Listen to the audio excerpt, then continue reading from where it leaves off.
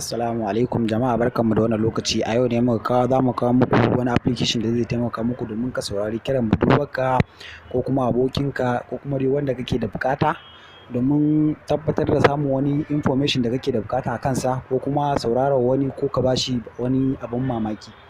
Hakan zai taimaka muku sosai. Alal misali, kamar kana da buƙatar za ka saurari abokinka ko budurwarka.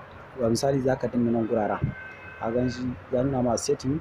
Bayan ka danna wajen setting ɗin nan, gashi nan ya nuna display option, sound and vibration and quickly respond to the calling account. Sai ka danna calling account ɗin nan.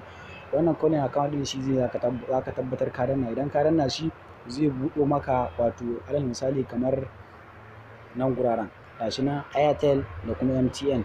Bayan ya nuna maka wannan MTN, sai ka danna MTN. Alal misali ka zaɓi layin da kake da buƙata kenan. Sai ka danna kamar MTN ɗin. Bayan ka danna MTN ɗin, to zai buɗo maka bayani kamar haka. Gashi nan fixed dialing. Bayan ka danna fixed dialing nan, gashi nan abin da ake da buƙata za ka ga calling forging ɗin nan. Calling forging shi za ka shiga. Gashi nan calling setting, ana reading setting.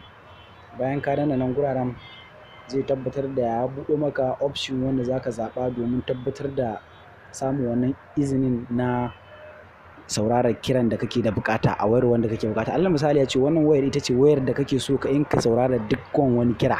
To sai ka danna wannan always forwarding ɗin nan. Gashi nan alal misali ya ce wannan ita ce number ka da za ka sa a cikin wayar domin ka saurara kiran da kake da buƙata. To hakan za ka sanya number ka a cikin nan guraren, sai ka sa turn on.